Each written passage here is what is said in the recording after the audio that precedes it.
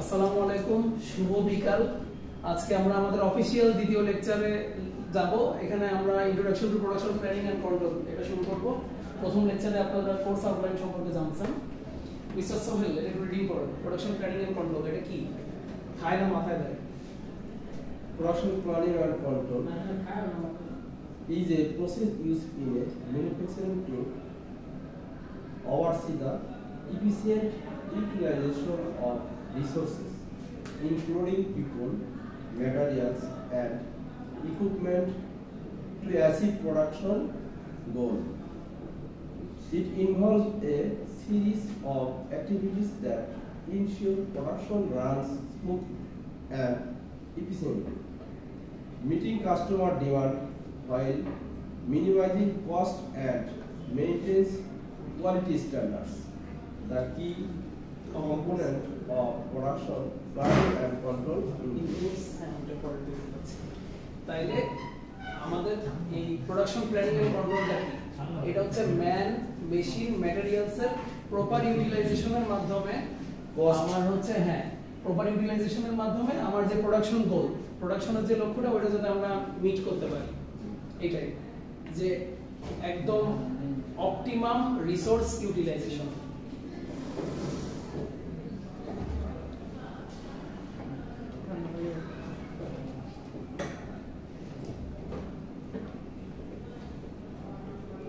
আপনার যে রিসোর্সগুলো আছে, ম্যান, মেশিন, ম্যাটেরিয়াল, ওইটার সর্বোচ্চ ওইটার সর্বোচ্চ ব্যবহার, যাতে আমি সর্বোচ্চ আউটপুট পেতে পারি, এটাই হচ্ছে ম্যানুফ্যাকচারিং এ প্রোডাকশন প্ল্যানিং এন্ড কন্ট্রোল করা। তাহলে এটার তিনটা ধাপ আছে, তিনটা স্টেপ আছে। একটা হচ্ছে প্রি প্ল্যানিং, একটা হচ্ছে প্ল্যানিং, একটা হচ্ছে কন্ট্রোল। আচ্ছা মিস্টার সাইফুল, প্রি প্ল্যানিং আপনি কি কোনো কাজে ব্যস্ত? আচ্ছা আপনার নামটা বলে গেছি। সিরাজ ইসলাম। মিস্টার সিরাজ, প্রি প্ল্যানিং ধাপে কি কি ইয়ে আছে, কি কি উপাদান আছে? এলিমেন্ট, প্রোডাক্ট ডিজাইন, তারপর process design, flow design, forecasting, demand, তারপর ওয়ার্ক স্টেশন ডিজাইন। আচ্ছা এগুলো কি বুঝছেন? এখানে কি লেখা আছে? ফ্র্যাঙ্কলি বুঝলে বুঝছি বা স্যার এক্সপ্লেন করে দিতে এক্সপ্লেন করলে হবে। আচ্ছা মিস্টার নূর, এই পাঁচটা এলিমেন্ট কি বুঝতে পারছেন? না পরে বুঝতে পারি। আচ্ছা মিস্টার আলামিন, মিস্টার সোহেল, এটা কি বুঝছেন? জি স্যার, সাম কিছুটা বুঝছি। এটা হলো প্রোডাক্ট ডিজাইন, মানে আমার প্রোডাক্ট কি ডিজাইন, হ্যাঁ কি রকম সাইজ, মানে সিস্টেম হবে, দেখতে কেমন হবে। তারপর প্রসেস, কোন প্রসেসে করলে দ্রুত হতে পারবে এবং কোয়ালিটি প্রোডাক্ট উৎপাদন করতে পারবে। এটা হচ্ছে ফ্লো ডিজাইন, ডিজাইনের যে প্রসেস আছে সেই অনুসারে ফ্লো ডিজাইন মানে হচ্ছে এরপর ফ্লোটা ডিজাইন করতে হবে। ফ্লোটা আমাকে ডিজাইন করতে হবে। শুরু কোন দিক দিয়ে, এই যে রুমের ঢোকার শুরুটা কোন দিকে, রুমের শেষ মাথা কোন দিকে, ফ্লো স্টার্টিং পয়েন্ট, ফ্লোটা আমাকে ডিজাইন করতে হবে। ডিজাইন করতেছি, প্রসেস ডিজাইন করতেছি।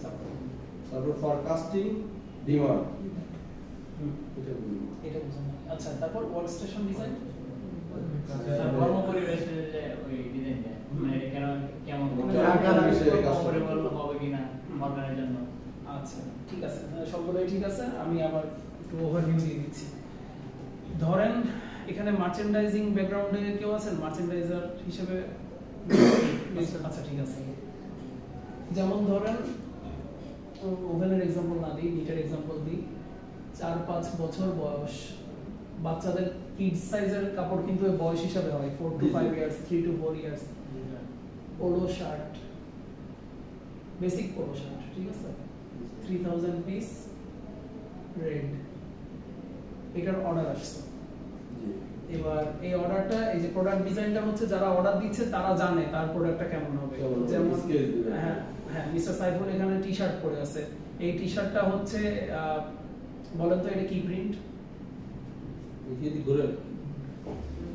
এটা কি না ধরলে বলা এটা কি রাবার প্রিন্ট? আচ্ছা ওটা ধরতে পারতেছ না স্যার, রাবার প্রিন্ট, এটা flag print, flag print, flag plate না প্লাগ না ওইটা হচ্ছে পিগমেন্ট, ব্লক ডিজাইন নাকি ব্লক পিগমেন্ট প্রিন্ট ঠিক আছে, মানে এই প্রসেসটা কি আর কি? এটা যেমন আসলে এওপি একটা guys, process, all over print একটা প্রসেস, Skin সাবলিমেশন প্রিন্ট একটা প্রসেস। স্কিন প্রিন্ট আর স্কিন নামে Skin print সাবলিমেশন অথবা সাবলিমেশন প্রিন্ট স্কিন নামে এটা স্ক্রিন প্রিন্ট না, হ্যাঁ সাবলিমেশন এটা জার্সি, যতগুলো জার্সি ফ্যাব্রিক হয় দেখেন না কম্পিউটারে ডিজাইন করা হয়, তারপরে ওই যে Sublimation। বড় বড় যে পলিটিক্যাল নেতাদের যে ব্যানারগুলো ওগুলোও কিন্তু সাবলিমেশন, Sublimation। বড় মেশিনে এই যে এই সাইজের অটো প্রিন্টার মেশিনে ওখানে আপনার একদম সাদা ফ্যাব্রিক দেওয়া হয়, পলিস্টার ফ্যাব্রিক, ওইটাই ওই ডিজাইন কম্পিউটারে যে ডিজাইন করা হয়, হাতের কোন কোনায় একটা কালার আছে, কলারের রিপ ফ্যাব্রিকের কোন কোনায় একটা কালার আছে, সব হুবহু হয়ে যায়।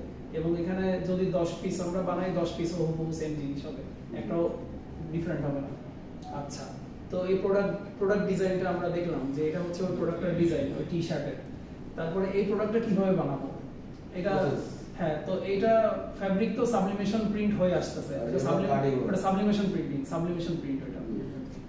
তো এটা তো প্রিন্ট হয়ে আসতেছে ফ্যাব্রিকটা আমার কাছে। কাট প্যানেলটা আমি কিভাবে, প্রথমে কাট প্যানেল কিন্তু কাট প্যানেলের জন্য একটা ইয়ে আছে, ওটাকে ওটাকে স্টোর বলে বা সুপার স্টোর বলে না, মানে ইনভেন্টরির একটা অংশ।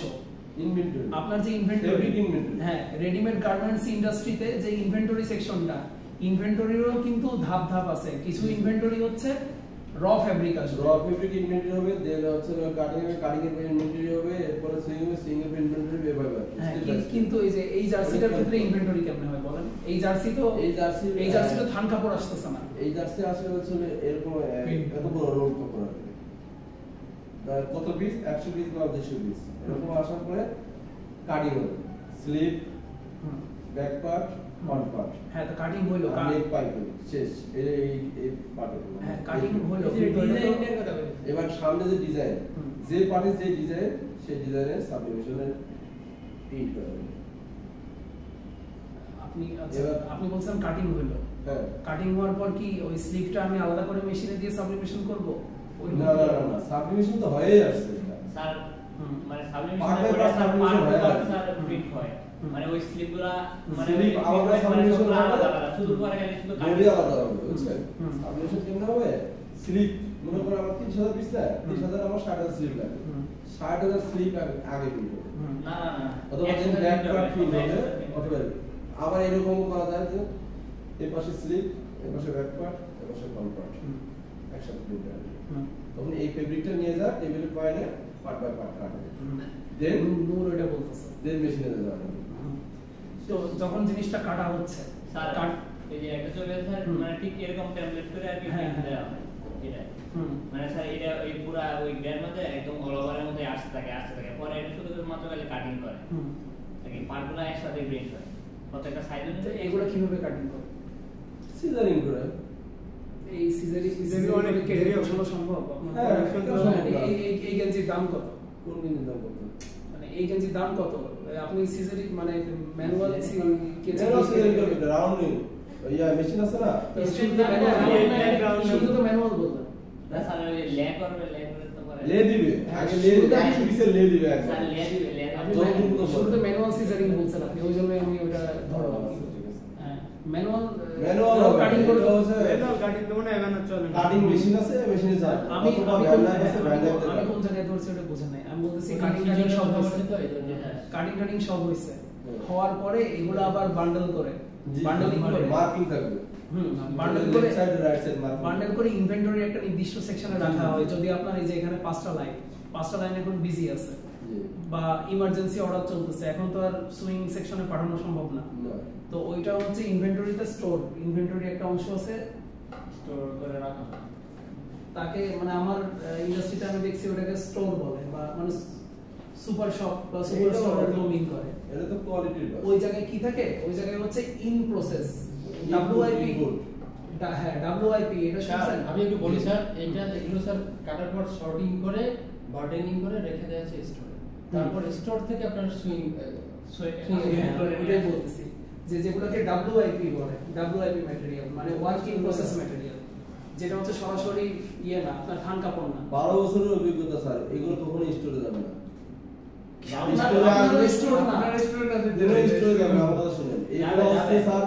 ফেব্রিকটা আসার পরে কাটিং করে আসার পরে কাটিং এ যাবে, কাটিং এর কোয়ালিটি চেক করবে, হ্যাঁ। প্রত্যেক পার্ট চেক করে কাটিং এর ইনপুট সেকশন আছে, এই ইনপুট সেকশনে যাবে। ওই ইনপুট সেকশনটাকে স্টোর ওটাকে বলা স্টোর বলা হয় না। আপনার যে ইনভেন্টরি স্টোর বলতেছেন হ্যাঁ। ওখানে তো roll Cutting input। Fabric roll থাকে, ইনপুট সেকশন হ্যাঁ ওইটাকে স্টোরও বলে। আমার নিজের এটা যারা আমি বলে স্যার এটা হচ্ছে যে মানে ওই কাটিং এর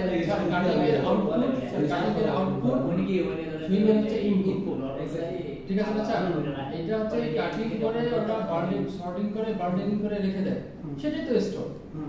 স্টোর থেকে আবার কি করবে উনি নিজে আসলে ইনভেন্টরির দায়িত্বে আছে, তো ওই জন্য ওনার কাছে ওইটা মনে হচ্ছে এটা আলাদা বিষয়। মানে ওই জন্য ওনার কাছে এটা মানতে ইচ্ছা করতেছে না যে আমি ওটাকে স্টোর কোথাও নাই কোনো গার্মেন্টস স্টোর দেখাতে পারবেন না যে কোনো পার্ট না, সাউথ ইস্টে যায়। আচ্ছা, যদি এক্সট্রা যদি এটা প্রসেস করা হয় এক্সট্রা আচ্ছা, প্রসেস আমাদের তো যাদের এক্সট্রা প্রসেস না মনে করেন সাউথ ওটা ইস্টে বলছেন না হুম। নিট ক্লাসে সব চলে হুম, এ to Z NEET class hmm, NEET ক্লাসের যতগুলো স্টোর আছে হুম। সব স্টোর আমাদের আছে সব স্যার উনি বোঝেন না এক এক এই স্টোর ওইটা হচ্ছে কোয়ালিটি এইটা আমি মূলত ওটাই বলতে চাচ্ছি, এটা ইন্ডাস্ট্রি ভেদে তারা নিজেরা আলাদা আলাদা করে রাখতে চায়। যেমন আচ্ছা থাক স্যার ওদিকে না দিন স্যার আমরা প্রসেস ডিজাইন, এই প্রসেস ডিজাইনে এই কথাবার্তাগুলো আসতেছিল যে প্রসেস ডিজাইনে আপনার কাটিং সেকশন থেকে জিনিসটা আসতেছে, আসার পরে ওটা এই ডব্লিউআইপি যেটা ওয়ার্কিং প্রসেস বা যেটা হচ্ছে মানে ওটা তো অ্যাকচুয়াল র ম্যাটেরিয়াল বলতে পারবেন না, ওটা কিন্তু কাট প্যানেল হয়ে আসতেছে, ওটা ওয়ার্কিং প্রসেস ডব্লিউআইপি র ম্যাটেরিয়াল বলে আর কি। ওই ডব্লিউআইপি ম্যাটেরিয়াল গুলো ওই ওখানে কিছুদিন স্টোর করা থাকে, মানে এটা যদি সুইং সেকশন খালি থাকে তাহলে ওটা সুইং সেকশনের লাইনে ইনপুট ফিড হয়ে যায়, আর না হয় ওটা স্টোর থাকে কিছুদিন, তারপরে ওখান থেকে সুইং সেকশনে যাচ্ছে। সুইং সেকশনে যাওয়ার পর সুইং সেকশনেও ফিনিশড গুড সেকশন আলাদা আছে, কোন ইন্ডাস্ট্রি ওটা একসাথে রাখে, এন্ড অফ লাইনটা সুইং এই যে কি বলে প্যাকেজিংটা নিজের আন্ডারে রাখে, কোনটাতে আবার প্যাকেজিং আলাদা ডিপার্টমেন্ট হয়। তো এই প্যাকেজিং এও যে যাবে তা আপনার কিভাবে জিনিসটা ম্যাটেরিয়াল হ্যান্ডলিংটা কিভাবে আমি জিনিসটা মানে ফিট করব, কিভাবে আমি এন্ড অফ লাইন থেকে বের করে আনবো, এগুলোও কিন্তু ডিজাইন করার ব্যাপার আছে, লেআউটের ব্যাপার আছে। ওখানে কিন্তু আপনার সময়, পরিশ্রম সবকিছু রিলেটেড আছে, ম্যান পাওয়ার, যে কিভাবে এটা আমি কম ম্যান পাওয়ার দিয়ে কাজটা করে ফেলতে পারি, কম ম্যান পাওয়ার দিয়ে এবং কম পরিশ্রম করে। আর এটা আবার ফ্লো, এটা এই প্রসেস ডিজাইনটাকে আবার ফ্লো আকারে আনতে হবে, সবগুলো প্রসেসকে এক কাগজে বা একটা জায়গায় নিয়ে আসতে হবে, ওটাই হচ্ছে পুরোটা ফ্লো। এই ফ্লোটা ইন্ডাস্ট্রিতে বা আইপির ভাষায় এটার একটা টুল আছে, সেটা হচ্ছে ভিএসএম, ভ্যালু স্ট্রিম ম্যাপিং। যে আমি এই রুমে আসলাম, মানে এটা তো রুমের হিসাব দিয়ে বোঝানো যাবে না যে একটা র ম্যাটেরিয়াল প্রথমে ইন্ডাস্ট্রিতে আসলো, এটা ইনভেন্টরিতে স্টোর হলো, স্টোর হওয়ার পর সেখান থেকে এখানে এটা কিছু টেস্টিং করা লাগবে, টেস্টিংটা ধরে নিচ্ছি আদার একটা সেকশন, টেস্টিং থেকে যদি ওটা গ্রে ফ্যাব্রিক হয় তাহলে ওটার ইয়েতে যাবে, আমার কাছে ফ্যাব্রিক আসছে ডাইং সেকশনে যাবে, গার্মেন্টসে যেটা হয় নিট কম্পোজিট গার্মেন্টসে, ডাইং এর পর আবার তার সাথে অ্যাটাচ থাকে ফিনিশিং, ফিনিশিং এর পর ওটা যাবে কাটিং এ যাওয়ার পরে ওটা কি কিছুদিন টেম্পোরারি ইয়ে করে রাখা হচ্ছে, ওটা হতে পারে কাটিং সেকশনের ইনপুটের অংশ, অথবা ওটাকে স্টোরি বলি আমি যাই বলি না কেন, সেখানে যাচ্ছে, সেখান থেকে এটা প্রোডাকশন ফ্লোরে বা সুইং এ যাচ্ছে, এটা প্রোডাকশন ফ্লোরে বলা যায়, সুইং সেকশনে বলা যায়, তারপরে ওখান থেকে প্যাকেজিং এ যাচ্ছে। প্যাকেজিং এটা আবার দুই রকম প্যাকেজিং আছে, একটা হচ্ছে আমার ইন্ডিভিজুয়াল গার্মেন্ট প্যাকেজিং হচ্ছে, বা প্যাক যেটা প্যাক রেশিও, আমাকে যদি আলাদা প্যাক রেশিও বলে দেয় যে 1:2:1, যেমন এটা তো ওইটা আবার সলিড প্যাক, অ্যাসর্টেড প্যাক, এগুলো তো আপনারা অ্যাপারেল মনে হয় পড়ছেন, সলিড প্যাক, অ্যাসর্টেড প্যাক, তো ওগুলো অনুযায়ী আমার প্যাক টেবিলে একবার প্যাকিং হবে, আবার কার্টুন যেখানে হচ্ছে কার্টুনিং করব সেখানে আবার আরেকবার মানে ফিনিশড গুডের শিপমেন্টের জন্য আরেকবার প্যাকিং হবে, এই পুরো প্রসেসটা, এটাই হচ্ছে ফ্লো ডিজাইন। আর ফোরকাস্টিং ডিমান্ডটা কি, এগুলা কিন্তু ইন্ডাস্ট্রিতে হয় না, এগুলা কিন্তু রুমের ভিতর হচ্ছে, এখন এগুলো যাই হচ্ছে প্রি প্ল্যানিং সব রুমের ভিতর হচ্ছে, আলোচনা করতেছে। ফোরকাস্টিং ডিমান্ড হচ্ছে আমার যে ডিমান্ড মানে কি, চাহিদা, যে আমার এখানে কি কতটুকু প্রোডাক্ট আমি বানাবো, এটাই হচ্ছে আমার ডিমান্ডের উপর বেস করে বানাইতে হবে। আমার বাজারে ডিমান্ড আছে হচ্ছে 5000 পিস, মানে বাজারে বলতে মার্কেটে আমি আমার কনফিডেন্স আছে যে আমি 5000 পিস এটা বানাই সেল করতে পারবো, আমি তাহলে বানাইলাম, আমি টার্গেট রাখলাম 5000, মানে আমার কনফিডেন্স আছে বাজারে এটা আমি 50000 পিস সেল করতে পারবো এই ঈদে, তাহলে আমি ওটার জন্য বানালাম 60,000 পিস। এটাই হচ্ছে ডিমান্ড ফোরকাস্ট করার, মানে ডিমান্ড ফোরকাস্ট করে তারপরে হচ্ছে ওয়ার্ক স্টেশন ডিজাইন, যে আমার এবার ওই 60,000 পিস তৈরি করার জন্য কত কম সময় আমি কত এফিশিয়েন্টলি মানে ওইটা পাবো আর কি। আর এগুলো কিন্তু শুধু গার্মেন্টস এর জন্য আমরা করতেছি না, প্রোডাকশন প্ল্যানিং এন্ড কন্ট্রোল, হ্যাঁ ওইটা আপনাদেরকে যেদিন নিয়ে আলোচনা করছিলাম, যে প্রোডাকশন সিস্টেম নিয়ে আলোচনা করছিলাম, বিভিন্ন রকমের প্রোডাক্টের কথা বলছি। এটা সেলফোন হইতে পারে, স্মার্ট ডিভাইস হইতে পারে, সেলফোন, ল্যাপটপ, অটোমোবাইল হইতে পারে, গাড়ি হইতে পারে, মোটরসাইকেল হইতে পারে, তারপরে হচ্ছে আর কি এটা কোনো ফুড আইটেম হইতে পারে, হ্যাঁ যে কোনো প্রোডাক্ট। তো ওইটার ওয়ার্ক স্টেশন, এখন গার্মেন্টের ওয়ার্ক স্টেশন মোটামুটি কনক্রিট বলতে মানে ওটা মোটামুটি ফিক্সড। এখন কিন্তু ওইটাতেও চেঞ্জ আসতেছে। কয়েকদিন আগে বেডটেক্সে আমাদের থেকে যে মিস্টার নেশাদ ছিল ওই ভিজিটটাতে, বেডটেক্সে ওটা আপনি ছিলেন নাকি আপনি ইয়েতে ছিলেন, ওই যে ডিটিজি ফেয়ারে ছিলেন মনে হয়? বেডটেক্সে ছিলেন। তো আমাকে একটু বলেন তো যে কনভেনশনাল যে সুইং সেকশন বা সুইং লাইন, প্রোডাকশন লাইন, সেই কনভেনশনাল সুইং লাইনটা মানে কিরকম? সেটা কি মানে সোজাসুজি হয় নাকি পাশাপাশি হয়? ওয়ার্কার না কনভেনশনাল যেটা আমরা সচরাচর দেখি, সেখানে কি একজনের পিছনে একজন বসে ওয়ার্কার নাকি একজনের পাশে একজন বসে? কনভেনশনাল মানে যেটা নরমাল, যেটা আমরা আগে দেখছি একজনের পিছনে আরেকজন। এটা যদি আমরা কল্পনা করি, এটা হরিজন্টাল বলতে পারি। হরিজন্টাল ভার্টিক্যাল হলো এটা আমরা ভার্টিক্যাল। আর আপনি বেডটেক্সে কি দেখছেন? বেডটেক্সের লাইনটা কেমন ছিল? হরিজন্টাল ছিল। হ্যাঁ হরিজন্টাল ছিল, সেটাতে এক্স অক্ষ বরাবর ছিল, পাশাপাশি একজনের পাশে একজন। ওরা ওয়ার্ক স্টেশন অলরেডি আমরা যেটা জানতাম যে একভাবে চলতেছে, ওরা অলরেডি ওরা চেঞ্জ করে ফেলছে। ওটার ওনার হচ্ছে মরিশাস। মরিশাস হচ্ছে ইয়ের একটা দেশ, ইউরোপের একটা দেশ। কিছু বুঝতে তো আর তাদের যে প্রোডাকশন বেশি আছে, প্রোডাকশন বেশি হচ্ছে বলতে হ্যাঁ অবশ্যই তারা রেজাল্ট পাইছে, অবশ্যই আরো বলি এটা পাশাপাশি এবার কি জন্য পাশাপাশি কি জন্য করতেছে? তাদের হচ্ছে automatic material handling system. Automatic material handling সিস্টেমটা কি? মাথার উপরে একটা চেইন ঘুরতেছে, হ্যাঙ্গার সহ একটা চেইন ঘুরতেছে, যেই ওয়ার্কারের যখন প্রোডাক্ট শেষ করা হয়ে যাচ্ছে, মানে কন্টিনিউয়াস ঘুরতেছে না, আমার সেলাই করা শেষ তো আমার 3 পিস, আর তারা ওভেন আইটেম করে। ওভেন আইটেম কিন্তু এমনি খুব স্লো হয়, নিট আইটেমের মতো ঘন্টায় ওভেন স্লো, হ্যাঁ ঘন্টায় আমি একটা ওয়ার্কার 100 পিস দিচ্ছি না, ওইটা সম্ভব না। ওখানে হয়তো ঘন্টায় একটা ওয়ার্কার দিচ্ছে 30 পিস 25 পিস ওইরকম। তো ওর শেষ হচ্ছে, ও ঝুলাই দিচ্ছে জিনিসগুলো, ওটা তখন ওটা মুভ হয়ে পাশের জনের কাছে চলে যাচ্ছে। তো এই হচ্ছে ওয়ার্ক স্টেশন ডিজাইন, যে আমার প্রোডাক্টের জন্য কিরকম ডিজাইন হয়, বা আমি নতুন কিছু আনবো কিনা, বা আমার ওই এটা ফ্লেক্সিবিলিটিটা, ওই সুযোগ আমার আছে কিনা যে আমার ইন্ডাস্ট্রিতে আমি নতুন ওয়ার্ক স্টেশন ডিজাইন করব। এই আর কি প্রি প্ল্যানিং স্টেজ। এরপরে প্ল্যানিং রিসোর্স। প্ল্যানিং রিসোর্সে হচ্ছে আচ্ছা ম্যাক্রো লেভেল আর মাইক্রো লেভেল নিয়ে কথা বলি নেই। ম্যাক্রো লেভেল আর মাইক্রো লেভেল নিয়ে আইডিয়া আছে? কারণ ম্যাক্রো মাইক্রো এই দুটো শব্দ নিয়ে ম্যাক্রো আছে ক্ষুদ্র, ম্যাক্রো আছে বৃহৎ, আর ম্যাক্রো আছে ক্ষুদ্র। মাইক্রো আছে মানে এটা হচ্ছে ইন্ডিভিজুয়াল, ইন্ডিভিজুয়ালের ক্ষেত্রে আছে মাইক্রো, আর একটা টোটাল ব্যাপক ভাস্ট আকারের ম্যাক্রো। এক্স্যাক্টলি। মনে করেন টেক্সটাইল ইঞ্জিনিয়ারিং এই সেমিস্টারে যে আপনারা এখন যারা প্রেজেন্ট আছেন, আপনারা এখানে এই প্রোডাকশন প্ল্যানিং এন্ড কন্ট্রোল, এটার মাইক্রো লেভেলের নলেজটাও মোটামুটি আপনারা নিচ্ছেন। মানে প্রোডাকশন প্ল্যানিং এন্ড কন্ট্রোল আমার এই সেমিস্টারে ছিল। যেমন আপনাদেরকে যদি জিজ্ঞেস করি টেকনিক্যাল টেক্সটাইল আপনারা করছেন, আপনারা বলবেন আগের সেমিস্টারে করে আসছেন। তো ধরেন এখানে যতজন প্রেজেন্ট আছে তার ভিতরে এখানে 2-3 জন, যেমন মিস্টার সিরাজ একটু ইরেগুলার, বাকিদের চেহারা নাম আমি আগে থেকে জানি, আপনাদের কোর্স নিয়ে নিছি। মিস্টার সিরাজ ও হয়তো আসে, কিন্তু তার সাথে আমার ডিরেক্ট ইন্টারাকশন কম হয়েছে, তার নাম আমি ওরকম জানতাম না। তো এরকম ধরেন কিছু স্টুডেন্ট থাকতে পারে, তারা বলতে পারে যে টেকনিক্যাল টেক্সটাইল তারা শেষ করছে, এটা বলা যায় হচ্ছে তারা ম্যাক্রো লেভেলে পড়ছে আর কি, যে আমার এই সেমিস্টারে আগের সেমিস্টারে ছিল কোর্স ম্যাটেরিয়াল ছিল, আমি ওগুলো দেখে পড়ে পরীক্ষা দিয়ে পাস করছি। আর যারা রেগুলার ক্লাস করতেছে, যারা রেগুলার অ্যাসাইনমেন্ট দিলে অ্যাসাইনমেন্টটা করতেছে, বা নিজে এটা নিয়ে ঘাটাঘাটি করতেছে, তারা মাইক্রো লেভেলেও নলেজটা পাচ্ছে। এই হচ্ছে ম্যাক্রো আর মাইক্রো লেভেলের পার্থক্য। মানে ম্যাক্রোটা আপনাকে ফাউন্ডেশন দিবে বা আপনাকে একটা স্ট্রাকচার দিবে, কিন্তু মাইক্রোটা আপনাকে ওটার ভিতরে উপাদান দিবে, সাবস্টেন্স দিবে, ওটাকে সলিড বানাবে। আচ্ছা, তো এই প্ল্যানিং এ এবার মাইক্রো লেভেল নিয়ে, প্রি প্ল্যানিংটা ছিল মোটামুটি ম্যাক্রো লেভেলে, প্ল্যানিংটা এবার মাইক্রো লেভেলে।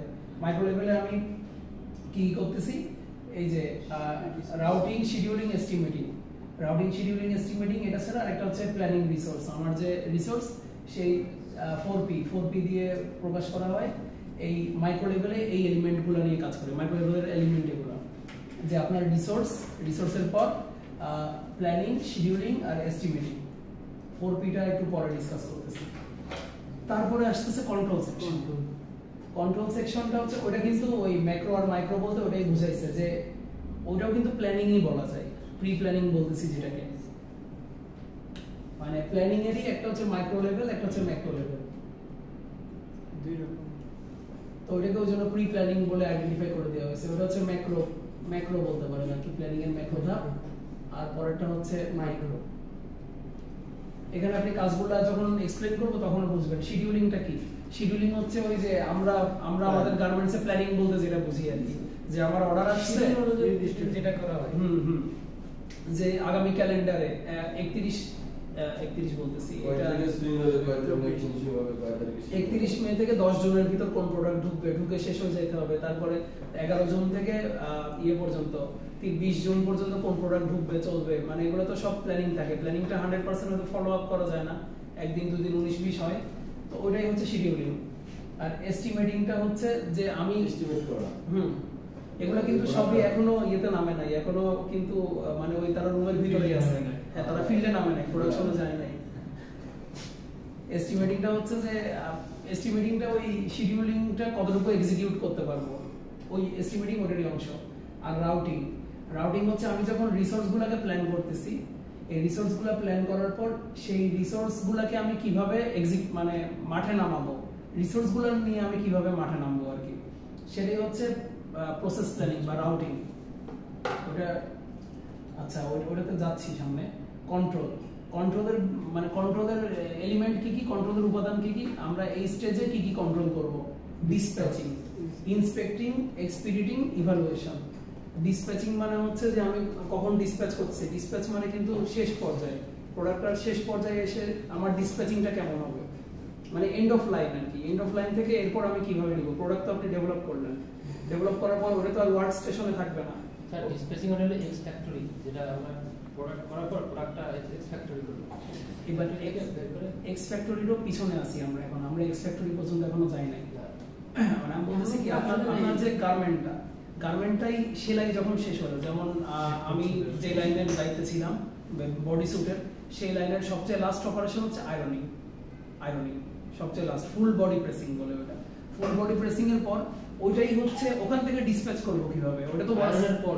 হ্যাঁ, ওইটা তো এখনো ওয়ার্ক স্টেশনে রয়ে গেছে, যে আমি যে ওয়ার্ক স্টেশন ডিজাইনের কথাটা বললাম না, এখানেই আছে, ওখানেই প্রোডাক্ট আছে, ওখান থেকে ডিসপ্যাচ হবে কিভাবে, ওখান থেকে ডিসপ্যাচ হয়ে কোথায় কি যাবে, এটা হচ্ছে কন্ট্রোলের অংশ। তারপর হচ্ছে ইন্সপেক্টিং, ওই এন্ড অফ, হ্যাঁ আমাদের গার্মেন্টস এর ক্ষেত্রে তো দুই জায়গায় ইন্সপেকশন হয়, একটা হচ্ছে ইনলাইন ইন্সপেকশন, একটা হচ্ছে এন্ড অফ লাইন ইন্সপেকশন। তারপরে এক্সপিডিটিং আর ইভালুয়েশন, এগুলো হয়তো আপনার এভরিডে টাস্কের ভিতর নাই।